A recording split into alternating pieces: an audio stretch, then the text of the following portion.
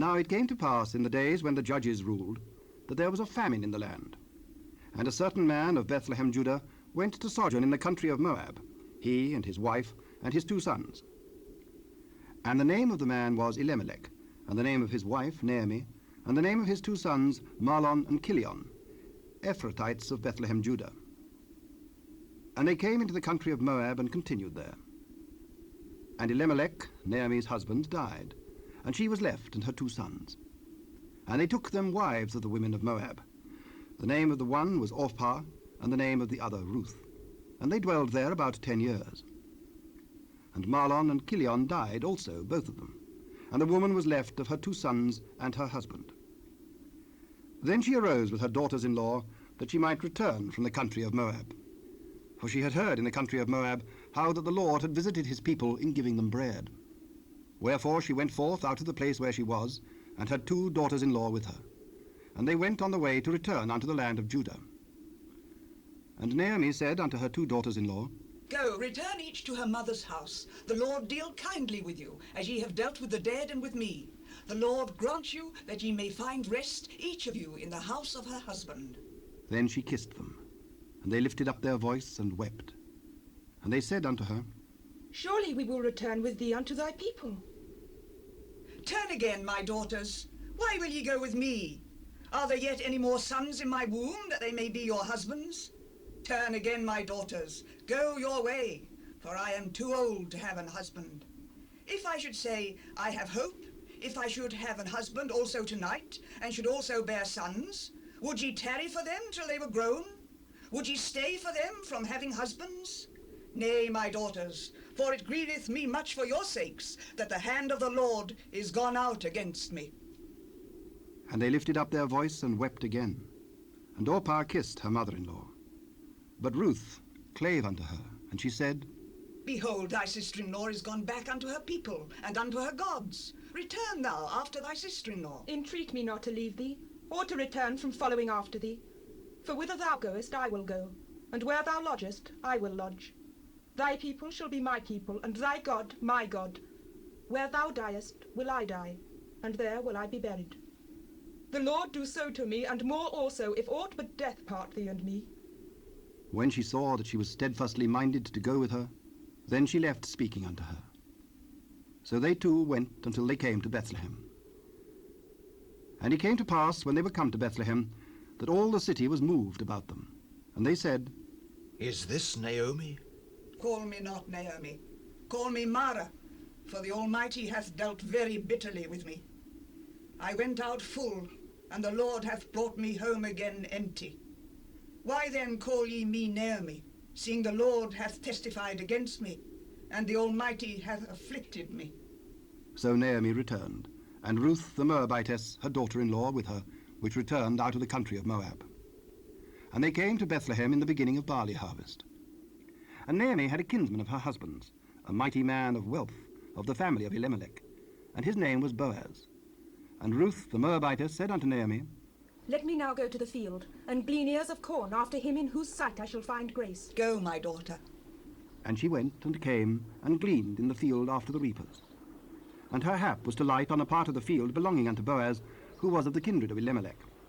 And behold, Boaz came from Bethlehem, and said unto the reapers, The Lord be with you. The Lord bless thee. Whose damsel is this? It is the Moabitish damsel that came back with Naomi out of the country of Moab. I pray you, let me glean and gather after the reapers among the sheaves. So she came, and hath continued even from the morning until now, that she tarried a little in the house. Then said Boaz unto Ruth, Hearest thou not, my daughter? Go not to glean in another field, neither go from hence, but abide here fast by my maidens. Let thine eyes be on the field that they do reap, and go thou after them. Have I not charged the young men that they shall not touch thee? And when thou art athirst, go unto the vessels, and drink of that which the young men have drawn.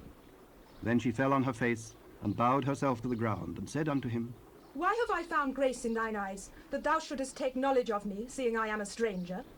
It hath fully been showed me all that thou hast done unto thy mother-in-law since the death of thine husband, and how thou hast left thy father and thy mother and the land of thy nativity, and art come unto a people which thou knewest not heretofore. The Lord recompense thy work, and a full reward be given thee of the Lord God of Israel, under whose wings thou art come to trust. Let me find favour in thy sight, my lord, for that thou hast comforted me, and for that thou hast spoken friendly unto thine handmaid, though I be not like unto one of thine handmaidens. At mealtime come thou hither, and eat of the bread, and dip thy morsel in the vinegar. And she sat beside the reapers. And he reached her parched corn, and she did eat, and was sufficed, and left.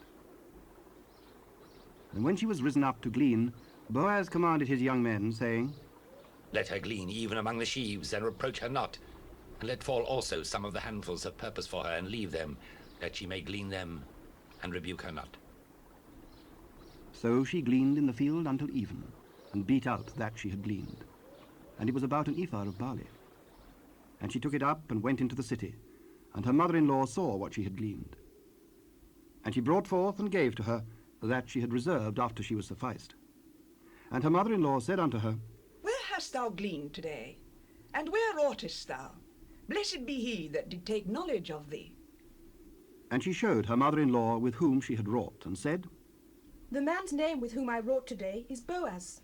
Blessed be he of the Lord, who hath not left off his kindness to the living and to the dead.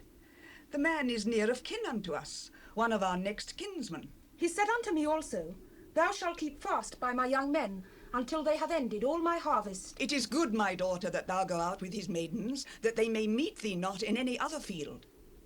So she kept fast by the maidens of Boaz, to glean unto the end of barley harvest and of wheat harvest, and dwelt with her mother-in-law. Then Naomi, her mother-in-law, said unto her, My daughter, shall I not seek rest for thee, that it may be well with thee? And now is not Boaz of our kindred, with whose maidens thou wast? Behold, he winnoweth barley tonight in the threshing floor. Wash thyself therefore, and anoint thee, and put thy raiment upon thee, and get thee down to the floor. But make not thyself known unto the man, until he shall have done eating and drinking. And it shall be, when he lieth down, that thou shalt mark the place where he shall lie, and thou shalt go in, and uncover his feet, and lay thee down, and he will tell thee what thou shalt do. All that thou sayest unto me I will do.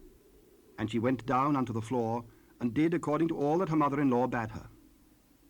And when Boaz had eaten and drunk, and his heart was merry, he went to lie down at the end of the heap of corn. And she came softly, and uncovered his feet, and laid her down. And it came to pass at midnight that the man was afraid, and turned himself. And behold, a woman lay at his feet. Who art thou? I am Ruth, thine handmaid. Spread therefore thy skirt over thine handmaid, for thou art a near kinsman. Blessed be thou of the Lord, my daughter, for thou hast showed more kindness in the latter end than at the beginning, inasmuch as thou followedst not young men, whether rich or poor. And now, my daughter, fear not. I will do to thee all that thou requirest, for all the city of my people doth know that thou art a virtuous woman. And now it is true that I am thy near kinsman. Howbeit, there is a kinsman nearer than I. Tarry this night, and it shall be in the morning, that if he will perform unto thee the part of a kinsman well, let him do the kinsman's part. But if he will not do the part of a kinsman to thee, then will I do the part of a kinsman to thee, as the Lord liveth. Lie down until the morning. And she lay at his feet until the morning. And she rose up before one could know another. Let it not be known that a woman came into the floor. Bring the veil that thou hast upon thee, and hold it. And when she held it, he measured 6 measures of barley, and laid it on her. And she went into the city. And when she came to her mother-in-law, she said, Who art thou, my daughter? And she told her all that the man had done to her. These 6 measures of barley gave he me, for he said to me, Go not empty unto thy mother-in-law. Sit still, my daughter, until thou know how the matter will fall. For the man will not be in rest until he have finished the thing this day. Then went Boaz up to the gate, and sat him down there. And behold, the kinsman of whom Boaz spake came by, unto whom he said, Oh, such a one! Turn aside, sit down here. And he turned aside and sat down. And he took 10 men of the elders of the city, and said, Sit ye down here. And they sat down. And he said unto the kinsman, Naomi, that is come again out of the country of Moab, selleth a parcel of land, which was our brother Elimelech's, And I thought to advertise thee, saying, Buy it before the inhabitants, and before the elders of my people. If thou wilt redeem it, redeem it.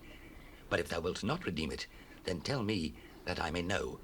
For there is none to redeem it beside thee, and I am after thee. I will redeem it. What day thou buyest the field of the hand of Naomi, thou must buy it also of Ruth the Moabitess, the wife of the dead, to raise up the name of the dead upon his inheritance. I cannot redeem it for myself, lest I mar mine own inheritance. Redeem thou my right to thyself, for I cannot redeem it. Now this was the manner in former time in Israel concerning redeeming and concerning changing, for to confirm all things. A man plucked off his shoe and gave it to his neighbour, and this was a testimony in Israel.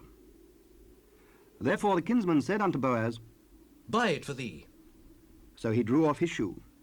And Boaz said unto the elders and unto all the people, Ye are witnesses this day that I have bought all that was Elimelech's, and all that was Chilion's and Mahlon's of the hand of Naomi. Moreover, Ruth the Moabitess, the wife of Mahlon, have I purchased to be my wife, to raise up the name of the dead upon his inheritance, that the name of the dead be not cut off from among his brethren, and from the gate of his place. Ye are witnesses this day. We are witnesses. The Lord make the woman that is come into thine house like Rachel and like Leah, which two did build the house of Israel. And do thou worthily in Ephratah, and be famous in Bethlehem. And let thy house be like the house of Pharez, whom Tamar bare unto Judah, of the seed which the Lord shall give thee of this young woman. So Boaz took Ruth, and she was his wife.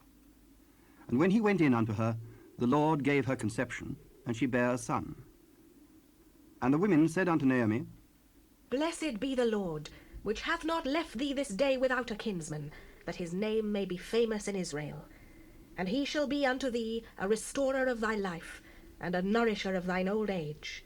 For thy daughter-in-law, which loveth thee, which is better to thee than 7 sons, hath borne him.